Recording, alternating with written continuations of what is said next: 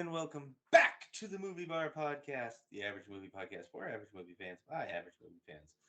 The bar is now open. Welcome to episode 64. I am your host, Justin. And I'm John. And I'm Kyle. Woo, welcome back, Kyle. Woo, Hey, Kyle, welcome back. Yay. So, housekeeping, what did Kyle think of Rookie of the Year? I was just about to put it on when I had to come do this, so. Okay, to be continued next week. He ain't watching it next week. No. I thought for sure he would have watched it, but no. Watched it? It's an entertaining film, and It is is worth the watch. That was our childhood. The Sandlot, Rookie of the Year, Little Big League. That was our childhood. I haven't seen any of those. Angels in the Outfield? Nope. Whoa. You've never seen The Sandlot? Nope.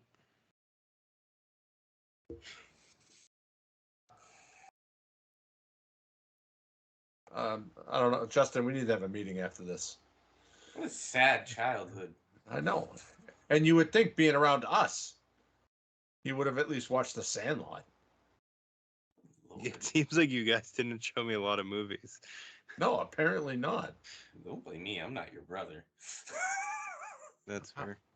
Well, you were there just as much, so I don't want to hear it. Yeah. But to be fair, too, he also lived in the same house with that, gigantic wall of movies that, Yeah, did- I know. Well, that's when I caught up. kind of hurt him if he took them and didn't return them. Disappointed. Very disappointed. Don't worry. You'll be watching them. Yeah. Wait till we handcuff him to the couch and just play them on repeat. So anybody got any news stories or anything like that? No, I didn't really see much. The Barbie world premiere is happening right now. Meh. I am so excited. I still don't care. You will. You will. I probably won't. I've I've seen the commercials. I've seen the trailers. I asked Hunter if he'd go see it with me. He told me no. That doesn't surprise me. I mean, he's a child. And Yeah, it's PG-13. Why would you take your kid to a PG-13 movie? Fucking Barbie movie.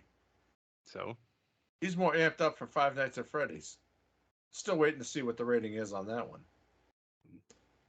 I don't think it's going to matter. But anyway, so what have we watched? Let's start with Mr. Wasn't Here last week. So I actually watched a lot of movies this week. And not Angels. Not the one whatever. from... not even the one we watched. I watched Roadrunner, Popstar, Blue Weekend, Meet Me in the Bathroom, What About Bob, Supersonic, and then As It Was. And But most of those heard of two of those movies. Yeah, most of them are like Yeah. music documentaries. I don't know, just on that kick. What was Meet Me in the Bathroom? I was gonna It say, was that's it the was one that a- doesn't sound like I want to watch it. that was honestly, it was awful. But it was just a documentary about like music, like the Strokes and stuff in New York. I don't know, it was awful. It was like one of the worst documentaries I've ever seen, honestly.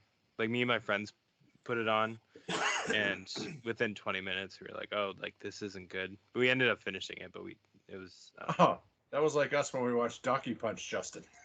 That didn't last long. No. All right, John, what did you watch? All right, so I watched Daddy Day Camp, the Cuba Gooding Jr. reboot sequel to Daddy Daycare. I hate when they do that. Dead Silence. Then I watched Zombie Horror Picture Show, Rob Zombie. I was showing my 78-year-old coworker, Rob Zombie. He wanted no part of it until he saw the girls flashing. That does happen a lot of those concerts. Yes. Best show I've ever been to. We went and we saw him and Alice Cooper years ago. Which then led me to Devil's Rejects, 3 from Hell, and of course I watched What About Bob? Very nice, very nice. Well, I watched What About Bob because any opportunity to watch What About Bob, you should take it. I also watched Spaceballs because, quite frankly, it's one of the greatest movies ever. I watched The Great Outdoors because it was on immediately after Spaceballs. uh, I mostly watched 65 on Netflix because that just came out. Um, Obviously, it didn't keep my attention the whole time. Uh, Mostly just because it's kind of castaway-ish, where you only got the two characters. And Yeah. I don't know. It just didn't keep me going. Um, but yeah, so not a whole lot, but quality over quantity. Okay. So yeah, that'll lead us into picks of the week. Who would like to go first? Go ahead, Kyle. No, I think you should go first. Okay. So my pick this week was Three from Hell. Crazed killers Baby Firefly, Otis Driftwood, and Foxy Coltrane unleash mayhem against unsuspecting victims after a prison breakout in a road trip to Mexico. Originally released on September 16, 2019, directed by Rob Zombie. This is the third movie in the House of a Thousand Corpses, Devil's Rejects series. Kind of sad knowing that Sid Haig was towards the end of his life while filming this, but good movie all overall. You know, cool kill scenes, and like when she's chasing the lady outside and fucking jumps her with the knife, and the old lady next door saw her. So, but yeah, that's my pick. Yes, yes. Well, I think I'll go next. So my pick will be Young Frankenstein. Respected medical lecturer Dr. Frederick Frankenstein, played by Gene Wilder, learns that he has inherited his infamous grandfather's estate in Transylvania. Arriving at the castle, Dr. Frankenstein soon begins to recreate his grandfather's experiments with the help of servants Igor, played by Marty Feldman, Inga, Terry Garr, and the fearsome Frau Blücher, played by Cloris Leachman. After he creates his own monster, Peter Boyle, new complications ensue with the arrival of the doctor's fiancée Elizabeth, played by Madeline Kahn. Released December 15th, 1974, and directed by Mel Brooks. This is just an all-time classic. Uh, I mean, what can you say? Mel Brooks, Frankenstein, just awesome. Gene Wilder was great. Did you ever finish History of the World Part 2? No, I haven't gone back to do it. Kyle, have you seen Young Frankenstein? No. Wow. You really should. No, I've been wanting to. You really should. Well, next time you're with your friend, show them some good movies, not crappy music fucking documentaries. All right, Kyle, what is your pick? My pick is pop star Never Stop, Never Stopping. Childhood friends Connor, Andy Samberg, Owen, Jorma Taccone, and Lawrence Akiva Schaefer found fame and fortune after forming the hip-hop group The Style Boys. Owen and Lawrence faded into the background while frontman Connor left the band to launch a successful solo career. Now, the egotistical singer decides to film a documentary about his life while he's still on top. When his second album flops, the camera is there to capture his world come crashing down. Came out June 3rd, 2016. Directed by Jorma and Akiva. It's like the Lonely Island movie. Yeah, I'd seen it before, but not in a while. And me and my friend rewatched it and the lead scenes, and yeah, it was even better than I remembered. But it's a good mockumentary. Yeah, Yeah. it was funny. I've seen that a few times. Yeah. I have not watched that. So That seems right up your alley. I haven't watched it. But that will lead us into our main event of this episode. What about Bob? Before going on vacation, self-involved psychiatrist Dr. Leo Marvin has the misfortune of taking on a new patient, Bob Wiley. An exemplar of neediness and a compendium of phobias, Bob follows Marvin to his family's country house. Dr. Marvin tries to get him to leave. The trouble is, everyone loves Bob. As his oblivious patient makes himself at home, Dr. Marvin loses his professional composure and before long may be ready for the loony bin himself. This was released May 17th, 1991, directed by Frank Oz, story by Alvin Sargent, Laura Ziskin, distributed by Touchstone Pictures, Walt Disney Studios Motion Pictures. It had a box office of 63.7 million and a budget of 39 million. It is rated PG for violence and language. Has a runtime of 1 hour and 39 minutes and is currently streaming on Fubo, Paramount Plus, MGM Plus, and available for purchase on Apple, Amazon, and Vudu. Fubo. Fubo. There is no Blu-ray release of this movie. I was surprised by that. I thought I owned it, but I guess I didn't. It features Bill Murray as Bob Wiley, Richard Dreyfuss as Dr. Leo Marvin, Julie Haggerty as Faye Marvin, Charlie Korsmo as Sigmund Siggy Marvin, Catherine Erb as Anna Marvin, and then Tom Aldridge as Mr. Gutman. You could tell that's a psychiatrist's kid's name. Sigmund. Of course, Sigmund Freud. Siggy. Oh, Siggy! Siggy. All right.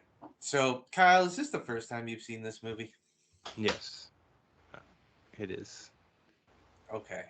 So, what was your overall impression when you first meet Bob in his apartment? Yeah, no, I thought I loved just seeing Bill Murray in a role like this, just so like neurotic and all over the place. I'm like, I was going to this movie knowing nothing about what it was about, so that was unexpected, but in a good way.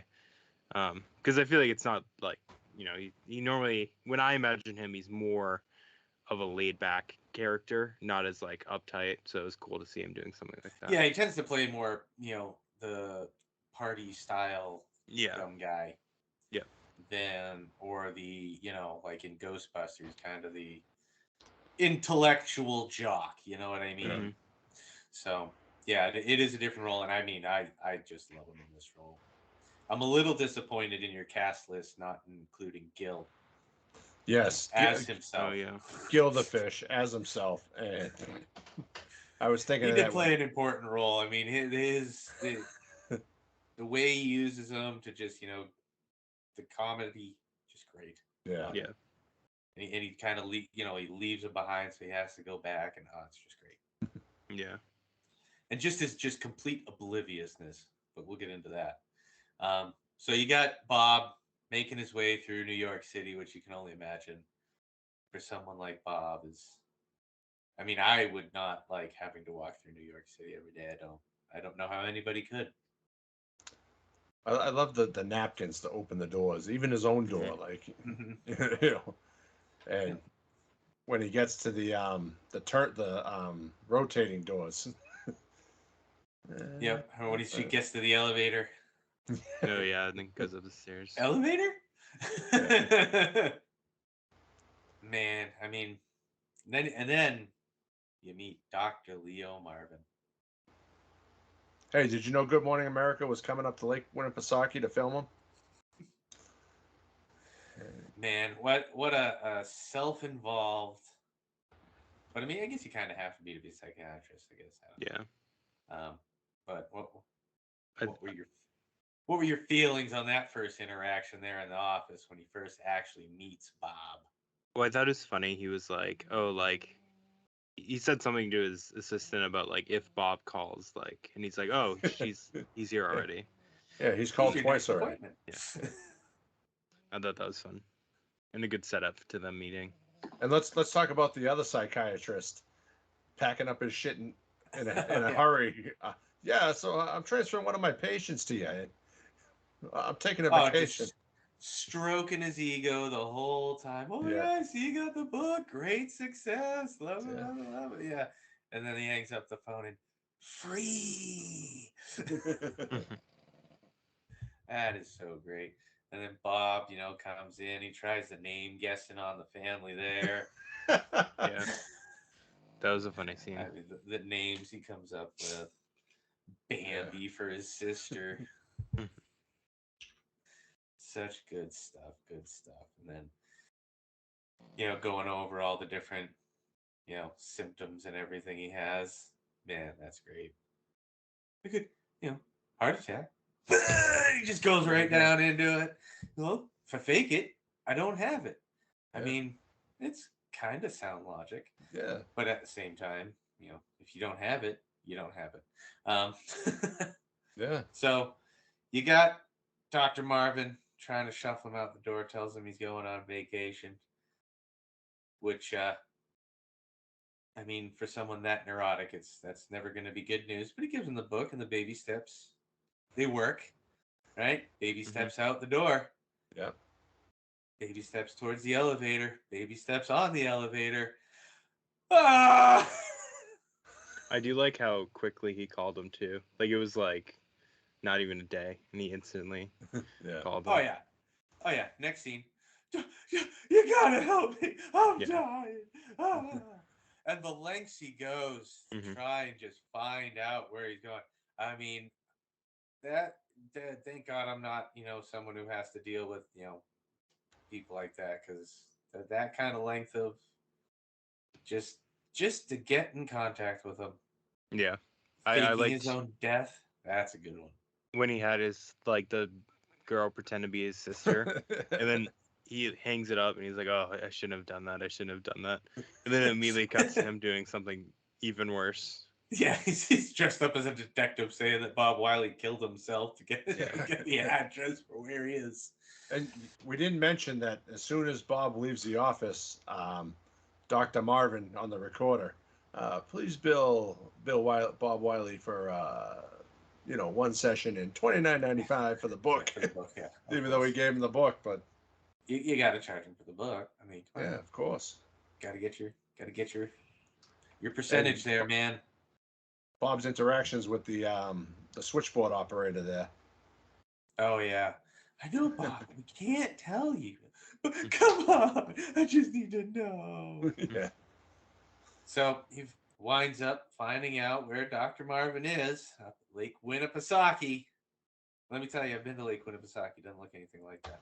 No. Yeah. Not at all. But I will say, I did do the same thing when I got there. I get out and I started yelling for Dr. Leo Marvin. But I mean, the bus trip, that was good. He's walking. Come on, you gotta get it. We gotta go, Bob. I know. Baby steps on the bus, then he gets on the bus. The whole false alarm with the vomit bag. Ah, good stuff. Asking the guy to knock him out. Go ahead, will you knock me out, please? Yeah, that would make me rethink my whole bus trip right there, let me tell you. Yeah. But yeah, he makes it up to Winnipesaukee. And we find Dr. Marvin inside the general store getting stuff to get ready for the big Good Morning America interview to come up. And he's interacting with those lovely store people who I love. I love the store owners. I think they are great. But they walk out just to hear some random man out in the middle of the parking lot yelling, Dr. Marvin! Dr. Leo Marvin! I mean, come on. What kind of lengths do you have to go to? I mean, jeez, what would you do if you walk out? I mean, John, you've probably had these kinds of interactions with, we'll go with people in the past. Am I Bob or am I Dr. Marvin? Like a little bit of both. A little bit of both. We're not gonna lie. I'm gonna be honest here. You've been both. Yeah. Yeah, that definitely shows a side of crazy. I don't think I've ever followed anybody on vacation, but I don't think I've had anybody follow me on vacation. Well, no, no. But I don't. There's been a few times where I'm just like, okay, come on, let's talk. Yeah, call. Yeah, go ahead, call. Where's my doctor? I need my doctor today. But yeah, Bob is a whole nother type of crazy.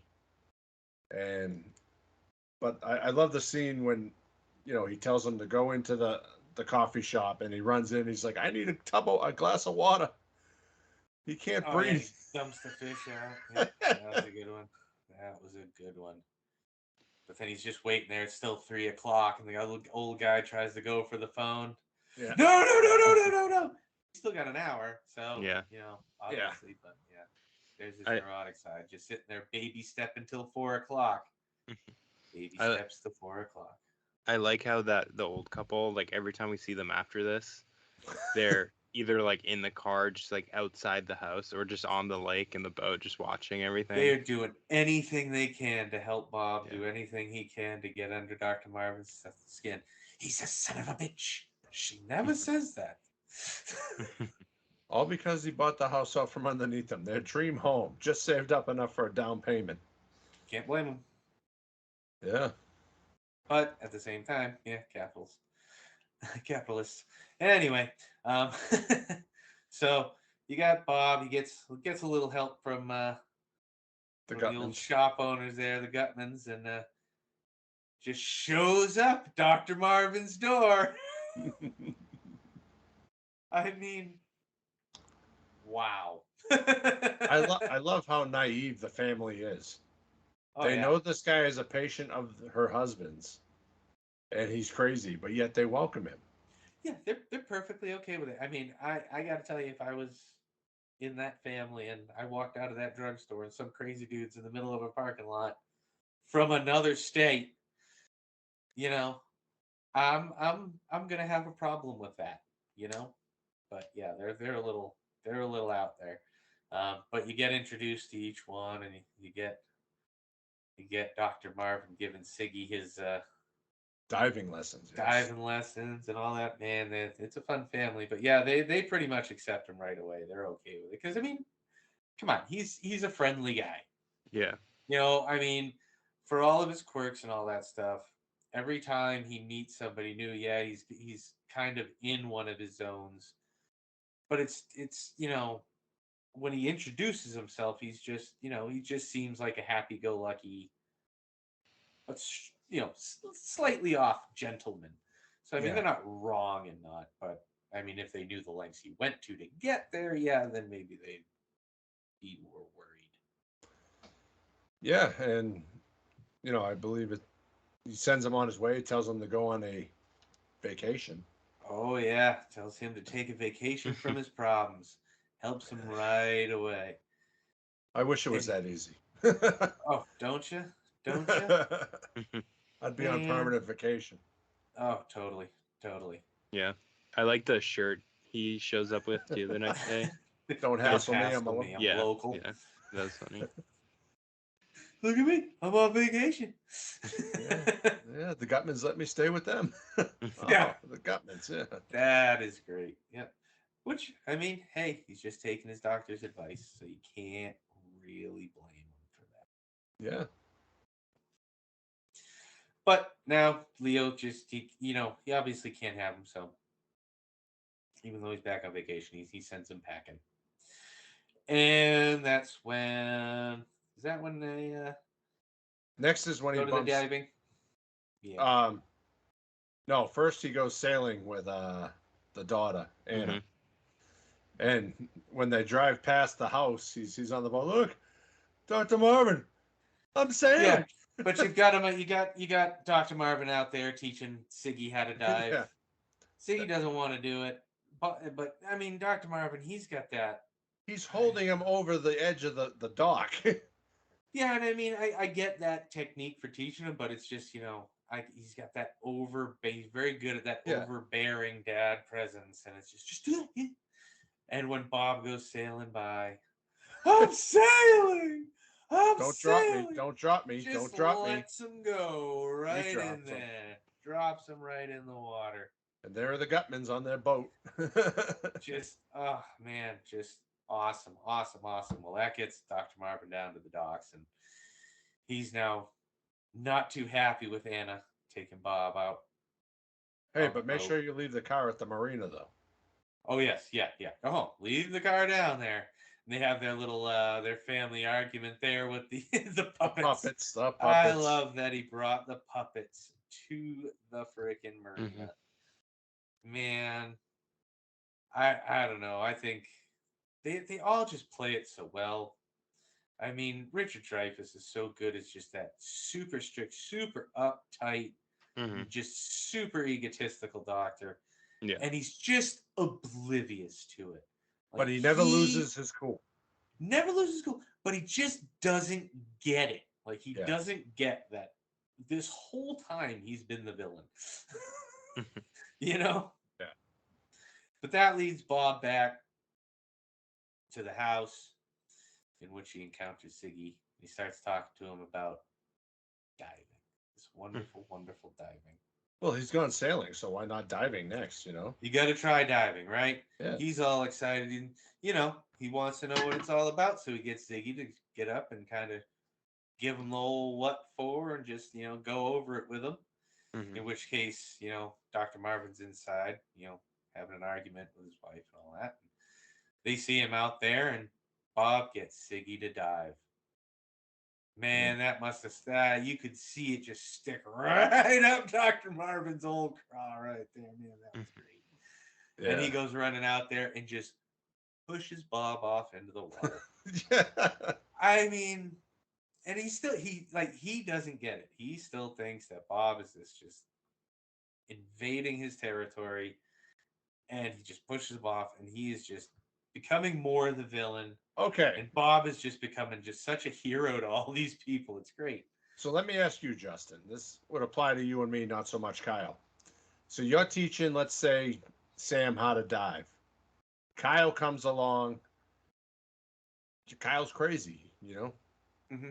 Teaches Sam how to dive. Would that not eat your ass? Even though you've been working with him and you want to be the one to teach him something? I mean, sometimes it's just frustrating to teach kids anything. So that's true. And I don't have to teach my kids nothing to do with swimming. They are. But now let's say it's something, you know, you No, want I them get to it. learn. I don't know. I mean, I don't know if I'd be that mad at somebody else. I would just be happy that the kid learned it. Even though it only took him one try and it took you 10. Yeah. You know what though? That all those other tries is what gets to that point, because they still have to put all that together to do it. So it's not like it was just, oh, your help didn't matter. You know, you have to remember that, you know, stuff like that, especially when it's overcoming a fear like that, it has to be an accumulative. You build the foundation, and Kyle nails the final nail. It's pretty much. It is what it is. Sometimes that happens. I mean, you gotta do it. Hey, as long as they do it, I'd be happy. Mm-hmm. God, I don't have to teach them anymore. Thank God. Mm-hmm. But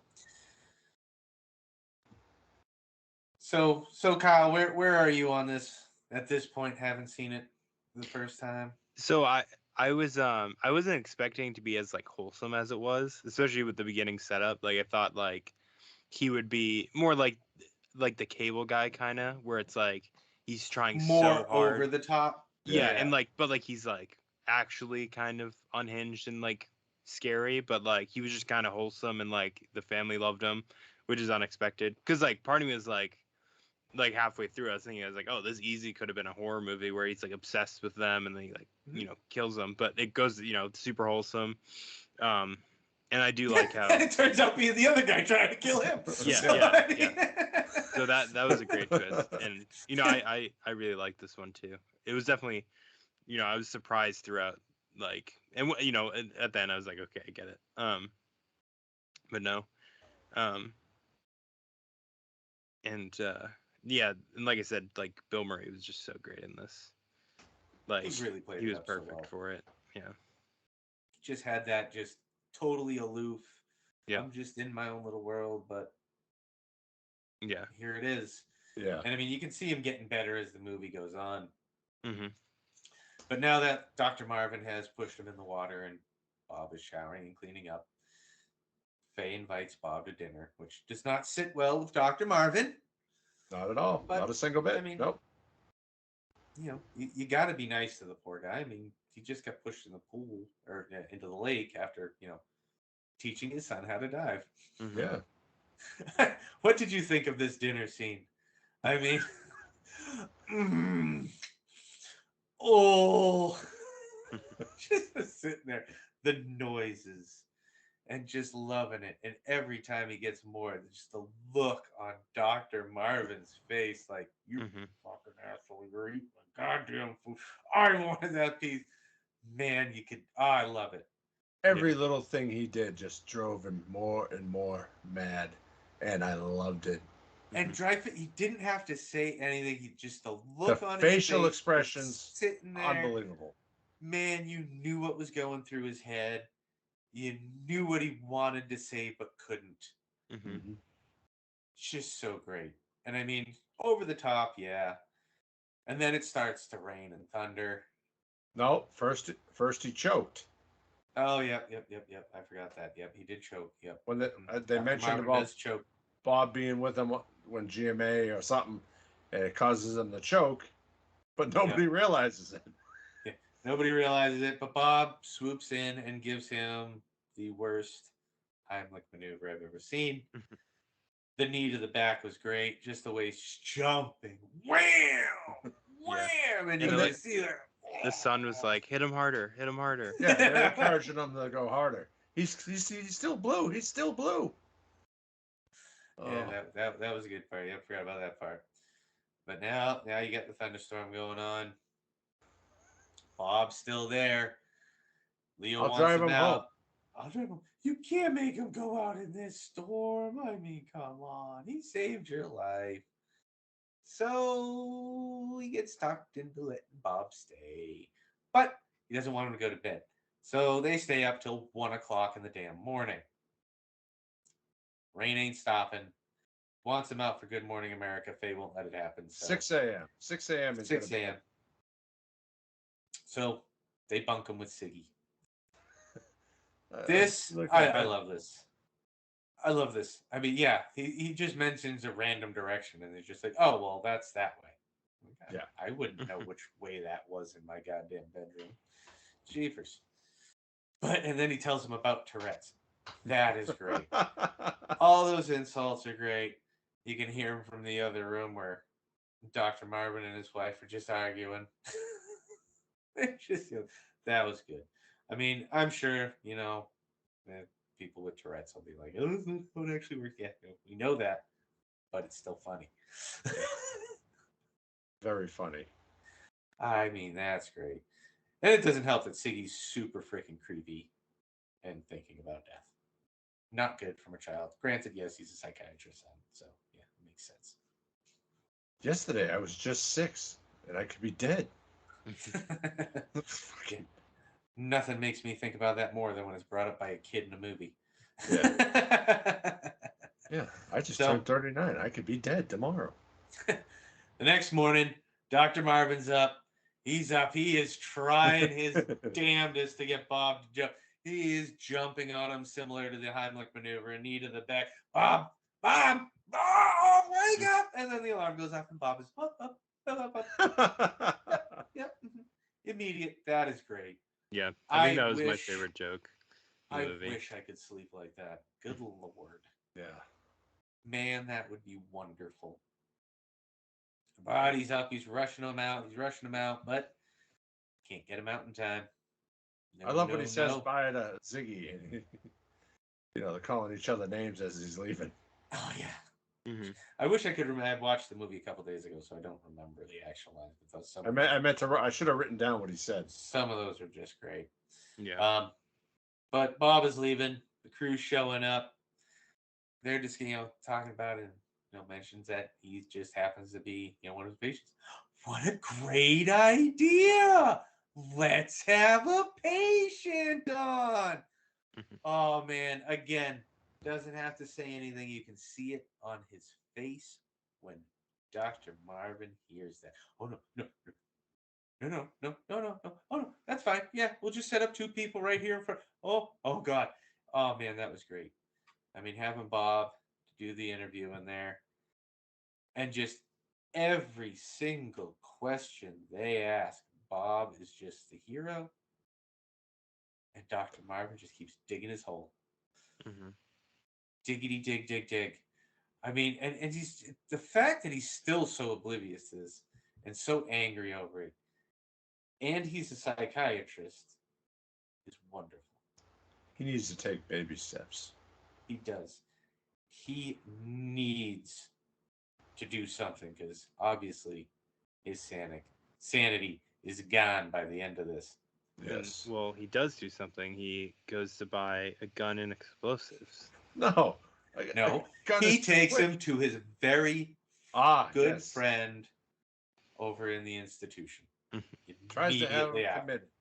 Tries to have him committed. Takes him to the gates. Hey, you're Bob Wiley. I saw you this morning.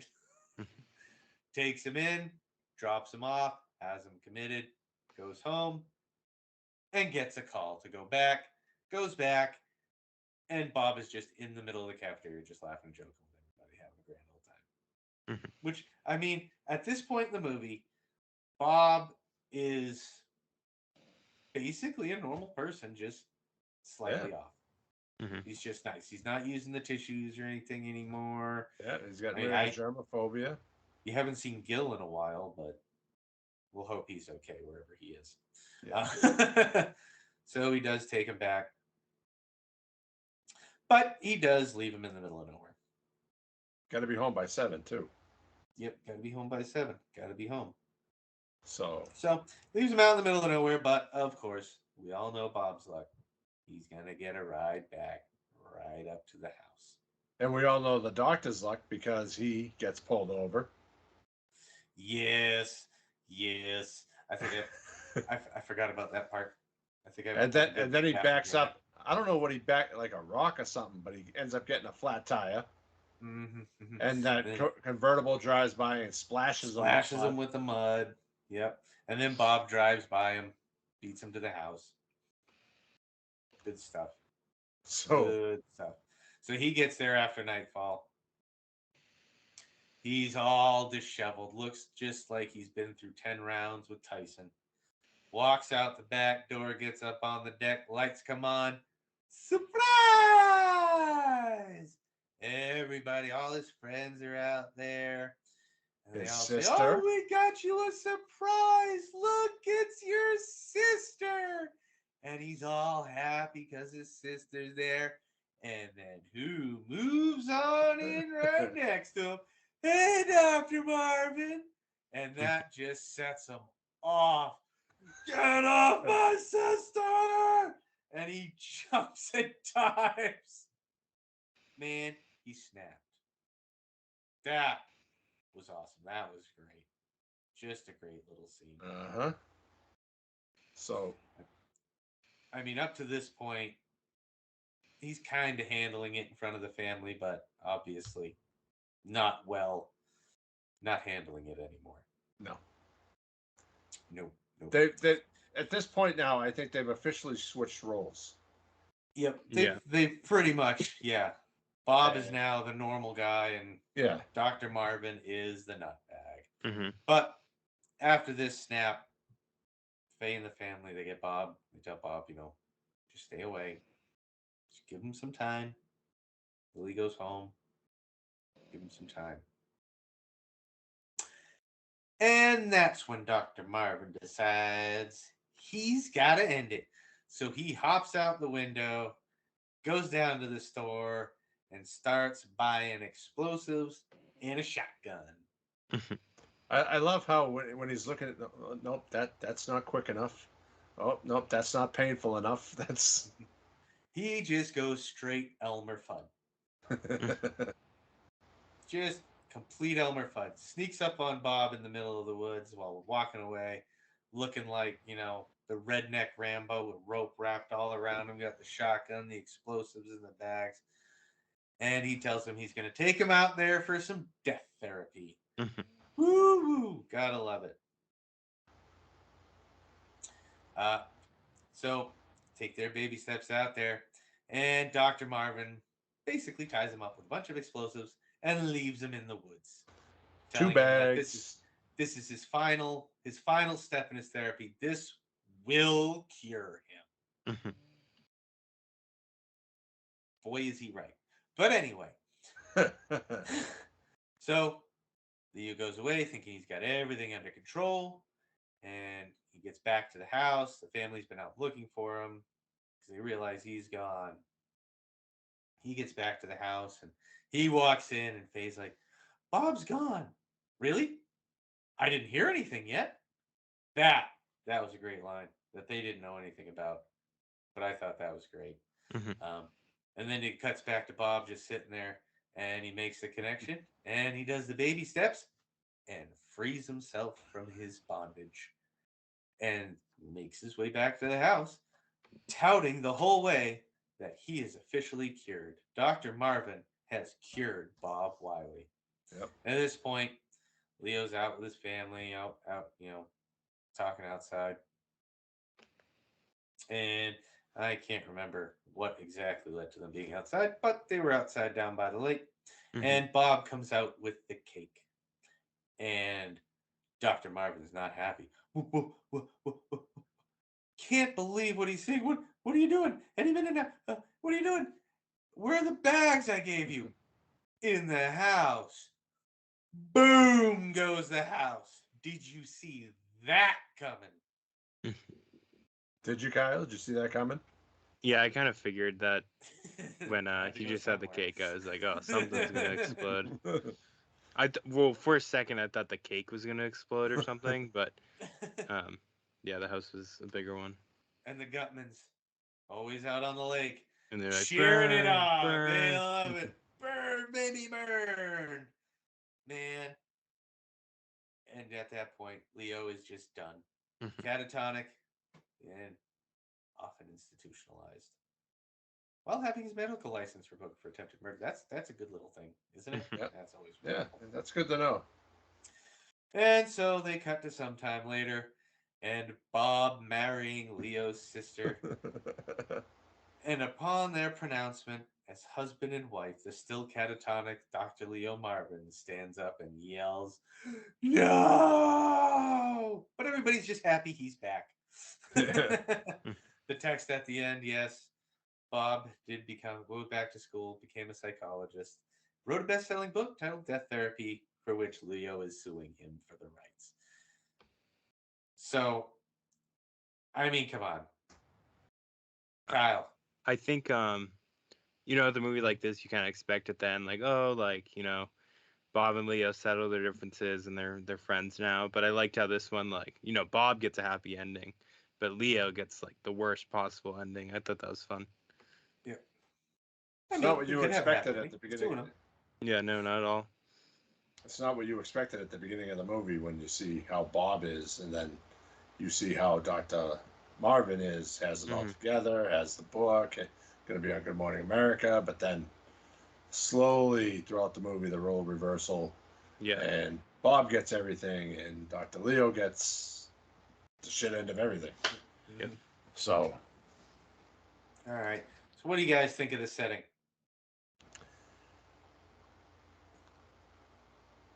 I think it's good. It's showing, it gives the background for the whole movie. Yeah, him being on vacation is a big part, obviously. The doctor going away, the patient tries to find him. I do think there could have been some fun moments if it was still in New York, because that, would add more chaos to whatever Bob and all them are doing. But it kind of isolates him too, where he has to be with them, which works. Yeah. I mean, obviously, Lake Winnipesaukee doesn't look anything like that. It was filmed in Virginia. But I mean, I think they used Lake Winnipesaukee because it's a fairly recognizable name, and I think most of America assumes it's going to be a small town like that, which it's really not. But I mean, I thought, it was definitely necessary because I mean, he needed the vacation to get himself over his issues, because I would imagine that, yes, being in a place like New York City and The having hustle and bustle, any kind of a mental illness that's along those OCD ADD type style lines, it's only going to make it worse. Yeah. You're only going to get more, because there's just so many not clean things. And I'm not a germaphobe, but I don't want to go there because it seems dirty. But sorry, New York, I don't like you. I'm from Boston. Eat it. Um, the concept of the movie. Let's hit with Kyle on this one. Being that it's the first time he's seen this. Yeah. I mean, Like I said, it doesn't do it's a what you shock. It's expect not what it you to. thought. Yeah. Yeah. But even like as you think you're kind of getting what's going on, it does take not like the biggest left turns, but like you eventually you kind of get it, but it'll never be what you expect it to be, kind of. Yeah. And Yeah. I mean, I definitely think with going back to the setting of the lake, that you can add characters like the Gutmans Mm-hmm. and the small town. You had to have that small vindictiveness of the Gutmans plays a huge factor into Bob and Leo's relationship. Yeah, because they are the key to him being there. Yeah, for the most part. And the whole concept of the movie, like, it's kind of showing that, yeah, Bob was sick. Sometimes a vacation is all it takes. And Dr. Marvin, accustomed to going on vacations all the time, shows that it could be hazardous to your health. Well, I think it kind of shows that mental illness can happen to anybody, but you Mm-hmm. can dig your way out. Yeah. Because they both have basically completely opposite character arcs, but they're exactly the same. Yes. Just in opposite directions. That's true, yep. Do you think it could be made today? No. Probably not. I think so. I don't think it's not too. I don't know. I think mental illness is a very touchy subject nowadays. And anything seen as making light of it is going to be. But I mean, it doesn't really make light of it. Yeah. I mean, like Kyle said earlier, this could be remade into a horror movie. Yeah. And they didn't overdo it. Yeah. They didn't, take it to the point, where a lot of those, that's where those movies feel where they just go over the top and they may bring too much into it. Like, had he had Tourette's the whole time, I think that would have been taking it too far. But using it as, a funny ha ha, if I fake it, I don't have it, and then a bonding moment between two characters is But okay. I could go yes or no if it could be remade today. Yeah, I mean they might have to change a few things, but yeah, I mean, it's like instead of Good Morning America, it'd probably be like a fucking YouTube show or something. Or something. The TikTok bigwigs are coming. Yeah, something along those lines. Make it more modern day for people nowadays, Yeah. Yeah. I agree. How about the length? The length of this one. Just about an hour and a half, a little bit more. Yeah. That was perfect. Line with where it should be. Yeah, I thought the length was perfect. It flew by watching it. And next thing you know, he's tied up in the woods, and I looked down. It was like 8 minutes. And I was, oh, geez, that kind of flew by. Cause it'd been a while since I had seen it, so yeah, I had the same reaction. I wish I could have watched this for the first time again. I love this movie. It's so good. That's a good thing about having memory loss. Sometimes when I watch movies, it's like watching them for the first time again. I know. I've watched movies with you, and you're like, "Oh, I haven't watched this." I'm like, "No, we watched this, months ago." There's been a lot of episodes of this podcast where I go, "Yeah, I've never watched it yet." Yes, we have. Yeah, you watched it. But you didn't ask. Is there anybody that could play Bill Murray's character or Richard Dreyfuss's character nowadays? Bill Murray and Richard Dreyfuss. Yeah, they could. I think Richard Dreyfuss is a little too old to have the young family right now. Yeah. I mean, I don't know. That's always tough because everybody's going to do it differently.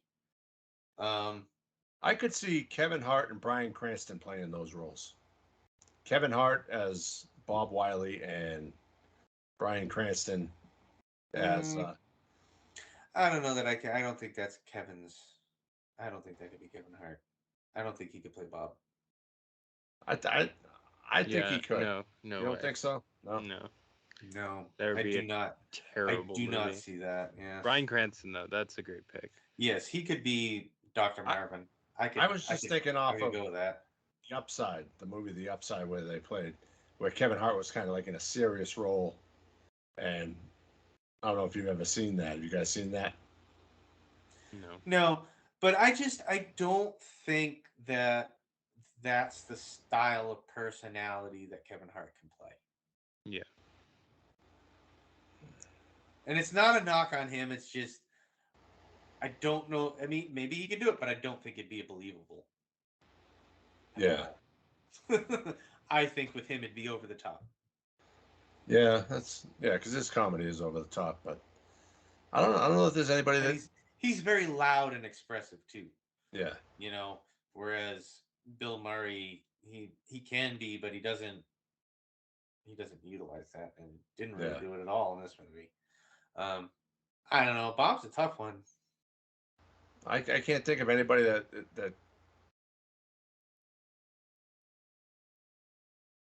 maybe a Ryan Reynolds. Maybe. Yeah, I was What do you thinking that.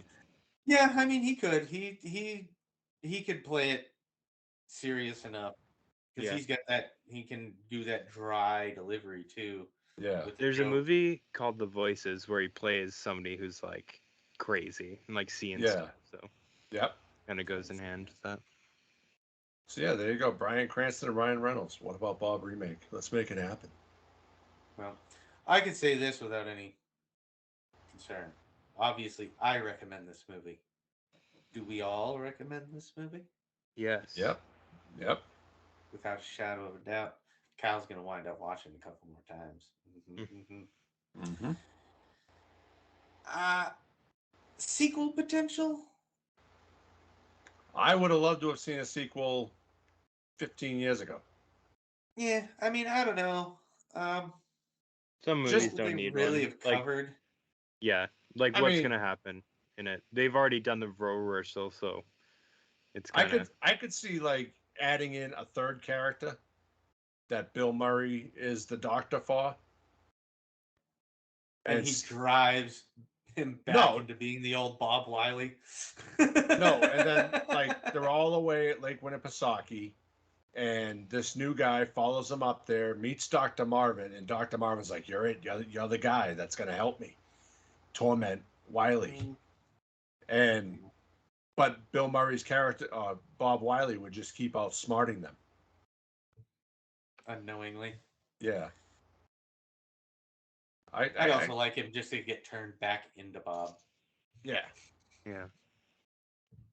and a bigger spot for Gil. Maybe Gil has a family this time. Does kind of get lost towards the end. Yeah. But with a 7 out of 10 on IMDb, an 82% out of 100 on Rotten Tomatoes, and a 3.5 out of 5 on Letterboxd, what do you rate it, John? I give it a 4.5 out of 5 mugs. Kyle? I'll give it a 4. Ugh. I'm going to go 4.75. Ha! Just one up yet, because I love this movie. No, it deserves it. I love this movie. This movie is great. I cannot say enough about this movie. But with that, the bar is now closed. Thank you so much for listening. You can follow us and stay up to date with the podcast at the Movie Bar Pod on Twitter, at Movie Bar Podcast on Instagram, at Movie Bar Pod on YouTube, and at the Movie Bar Podcast on Facebook. We are on iTunes, Spotify, Amazon Podcasts, Anchor, Google Podcasts, and most places you listen to your podcast. And be sure to check out our website, www.moviebarpod.com. Thank you for listening, and please let us know what you want to hear by contacting us on social media or via email at themoviebar@outlook.com. Please be sure to like, review, and subscribe to the podcasts. Hey, you guys know GMA is coming to interview us tomorrow, right? So we're going to make sure we're top notch. Bye. Bye. Bye? But what about Bob?